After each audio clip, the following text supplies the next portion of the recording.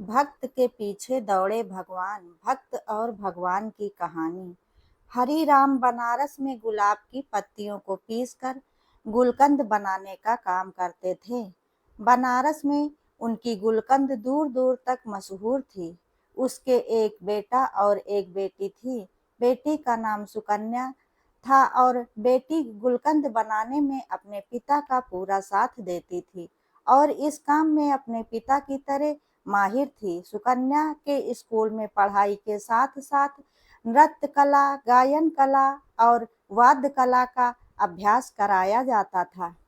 सुकन्या ने वाद्य कला में बांसुरी का चुनाव किया था और उसमें वो पूरी तरह निपुण हो गई थी। स्कूल में जब भी कोई धार्मिक समारोह होता तो सुकन्या बांसुरी बजाकर सबका मन मोह लेती थी। हरिराम बनारस में तो गुलकंद का व्यापार करते ही थे। वह हर शहर में जाकर गुलकंद बेचा करते थे। इस काम में उनकी बेटी उनके साथ जाती थी क्योंकि उसका बेटा अभी छोटा था और उसका ज्यादा रुझान पढ़ाई की तरफ था। लेकिन सुकन्या को अपने पिता का साथ देना बहुत अच्छा लगता था। ऐसे में बाप बेटी हर शहर में जाकर गुलकंद बेचकर अच्छी कमाई कर लेते थे।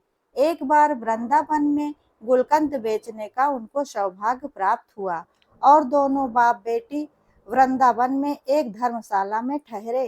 हरिराम का नियम था, जब भी वो दूसरे शहर में जाते थे तो सबसे पहले बनाई हुई गुलकंद वो किसी मंदिर में भोग लगाते थे।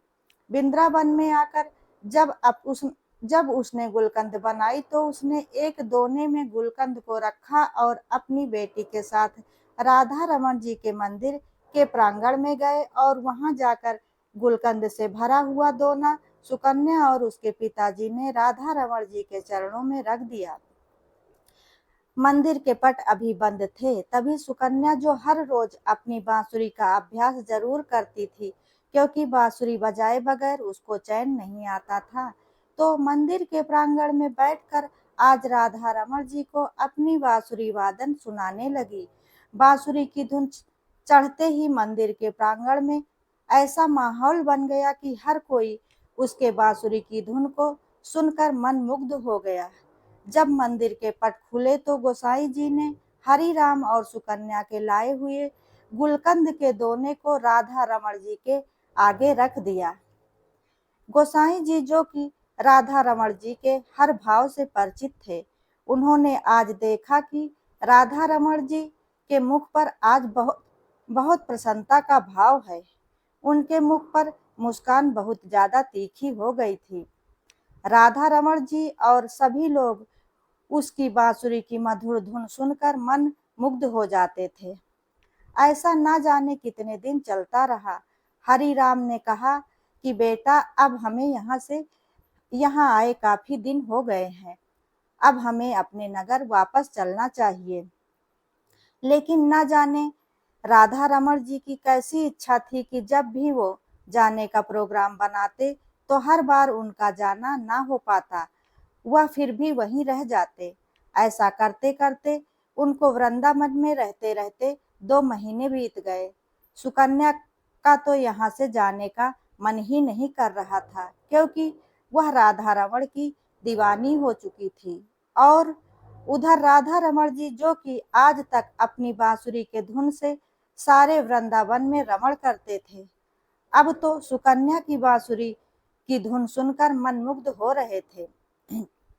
कई बार ऐसा होता था, राधा रमण के विश्राम में भी देरी हो जाती थी क्योंकि उनको बांसुरी की धुन बहुत प्रिय लगती थी।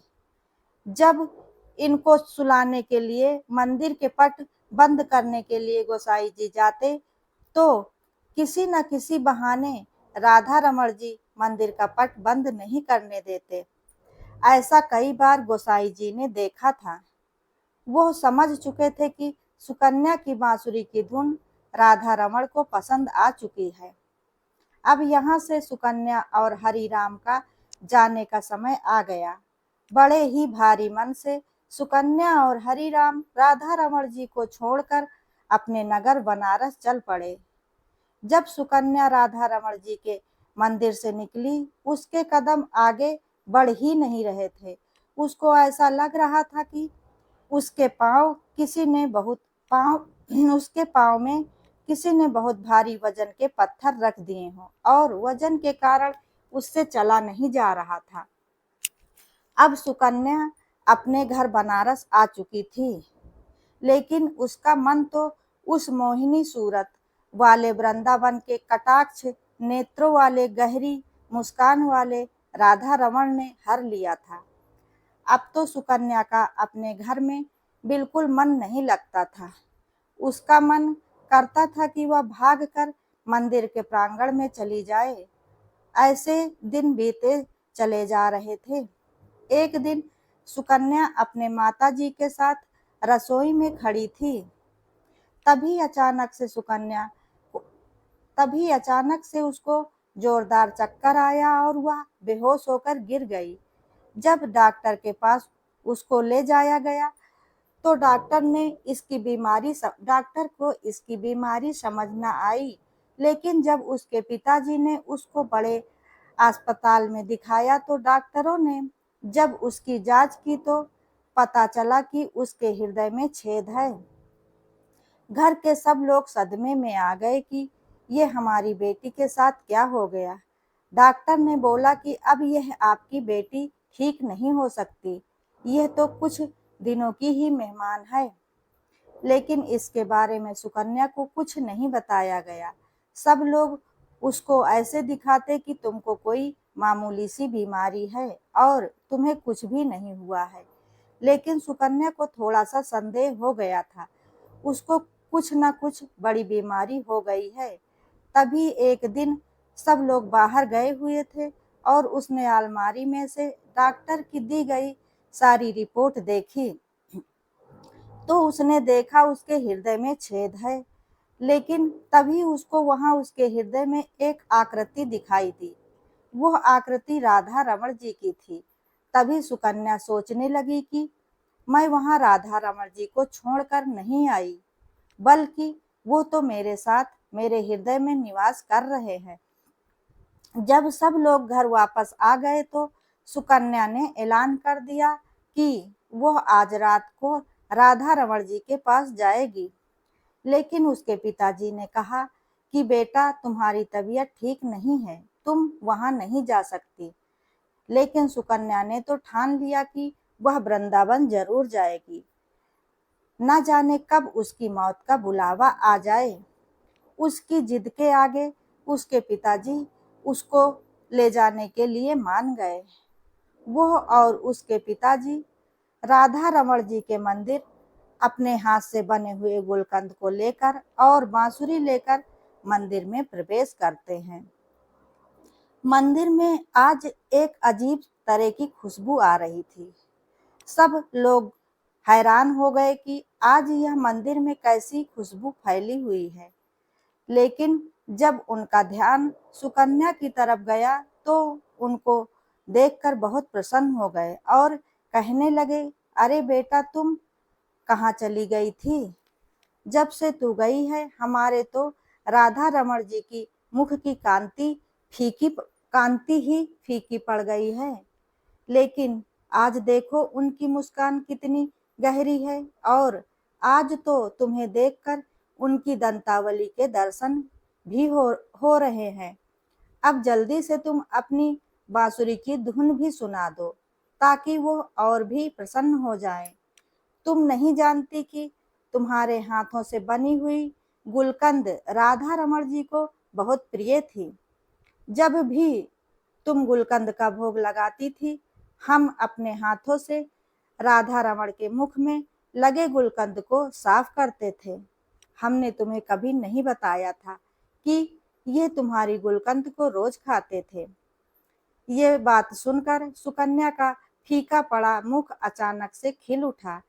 लेकिन जब गोसाई जी ने उससे बोला कि आज तुम अपनी बांसुरी की धुन से राधा रमण जी को प्रसन्न कर दो, तभी वहां पर हरि राम ने आकर हाथ जोड़कर बड़ी गोसाई जी से हाथ जोड़कर बड़ी विनम्रता से कहा कि मेरी बेटी अब बांसुरी नहीं बजा सकती, क्योंकि उसके हृदय में छेद है। अगर यह बांसुरी बजाएगी तो ये जो बचे कुछ दिन हैं उससे पहले ही इसको कुछ हो जाएगा।